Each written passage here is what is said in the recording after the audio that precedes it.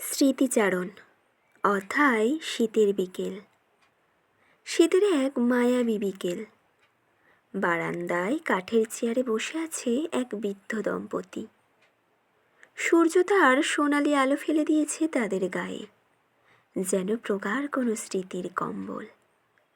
ধূসর চুল, কুঁজো হয়ে আসা কাঁধ, চোখের কোণে বয়সের রেখা, তবুও তাদের মুখে এক অদ্ভুত প্রশান্তি।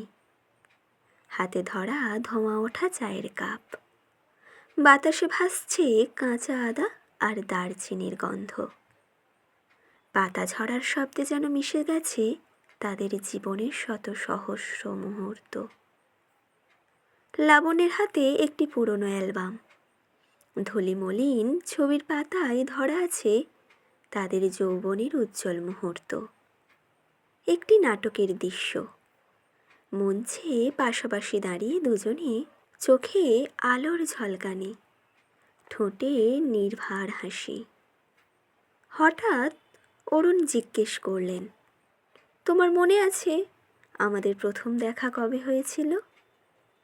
লাবণ্য মৃদু হেসে বললেন, ভুলব কি করে, আমি তো তখন সদ্য কলেজে ভর্তি হয়েছি, আর তুমি তো তখন পাড়ার হিরো। নাটকের শেষে তোমার সেই দুষ্টু হাসি দেখে মনে হয়েছিল আমি বুঝি মাটিতে পড়েই যাব। তারপর তুমি এসে বললে তোমার অভিনয় অসাধারণ, অথচ আমার হাত পা তখন জমে গিয়েছিল তোমার চোখের চাউনিতে। অরুণ স্মৃতি রোমাঞ্চ করে বললেন, তুমি সেদিন লাল পাড় সাদা শাড়ি পরেছিলে। শাড়ির ভাঁজ আর চুড়ির টুনটুন শব্দ আজও কানে বাজে। লাবণ্য লাজুক হেসে চোখ নামিয়ে বললেন, শাড়ি আর চুড়ি শুধু মনে আছে, আর কিছু নয়? সবই মনে আছে, অরুণ বললেন। লাইব্রেরির বইয়ে যে চিঠিগুলো রেখে দিতাম, উত্তর দিতে তোমার সপ্তাহ পার হয়ে যেত। দুজনেই হেসে উঠলেন। রোদের তাপ ধীরে ধীরে কমে আসছে, বাতাসে নামছে হিম, অথচ তাদের কথোপকথনের উষ্ণতায় শীত যেন নিজেই পিছিয়ে পড়ে। সেই হাসির ফাঁকেই ফিরে আসে বহুদিন আগের স্মৃতি। প্রথম হাত ধরা, মেলায় হারিয়ে যাওয়া, পুজোর শাড়ি কেনা, সবই যেন ভেসে ওঠে চোখের সামনে। অধ্যায় স্মৃতির দরজা। অ্যালবামের পাতায় চোখ বোলাতে বোলাতেই খুলে যায় স্মৃতির এক পুরনো দরজা। তারা ফিরে যান 1980-র দশকে। তখনকার লাবণ্য এক দুরন্ত প্রাণবন্ধ মেয়ে, সদ্য কলেজে ভর্তি, আর অরুণ পাড়ার সবচেয়ে জনপ্রিয় যুবক, যার উপস্থিতি যেন নিজেই একটি দৃশ্যপট তৈরি করত। নাট্যদলের নায়ক, যার চোখে ছিল স্বপ্ন আর ঠোঁটে ছিল সেই চিরচেনা দুষ্টু হাসি। পুজোর রাতে মণ্ডপে প্রথমবার দেখা, চোখাচোখি, তারপর মৃদু হেসে মুখ ফিরিয়ে নেওয়া। সেই অনাবিল লাজুকতার ভিতরেই জন্ম নেয় এক অদৃশ্য টান। অরুণের স্পষ্ট স্বীকারোক্তি আর লাবণ্যের কুণ্ঠিত হাসি তাদের সম্পর্কের ভিত্তি গড়ে দেয় ঠিক সেই সময়েই। অধ্যায় প্রেমের গভীরতা। চিঠির পাতায় কবিতার অক্ষরে গেঁথে যেত তাদের প্রেমের ভাষা।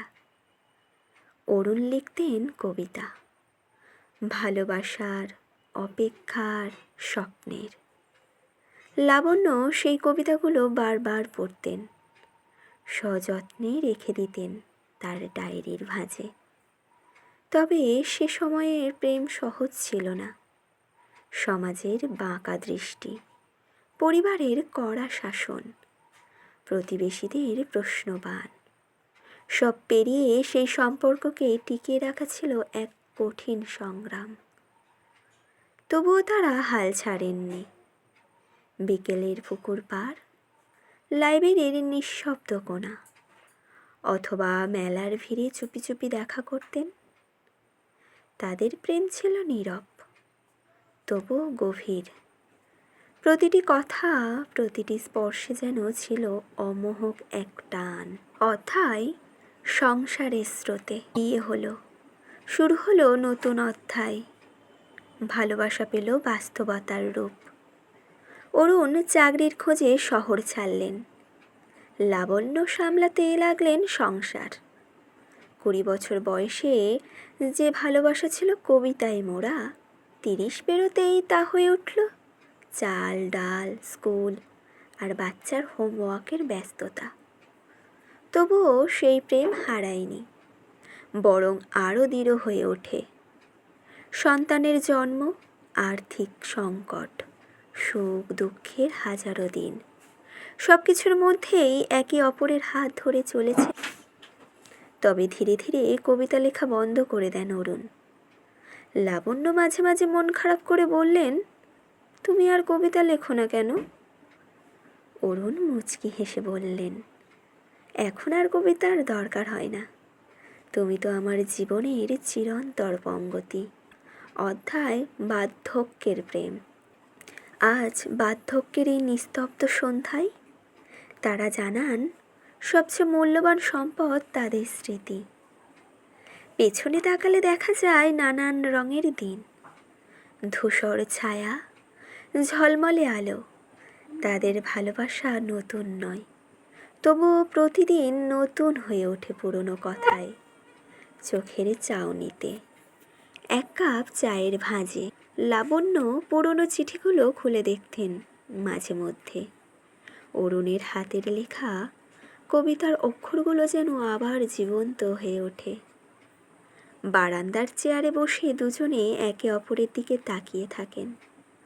চারপাশে নীরবতা, অথচ তাদের চোখে অজস্র কথা। শেষ অধ্যায়, স্মৃতির সেতু। জীবনের প্রতিটি অধ্যায় পার করে এসে তারা দাঁড়িয়ে আছে স্মৃতির সেতুর এক প্রান্তে। শরীরের বয়স বাড়লেও হৃদয়ের প্রেম এখনও তরুণ।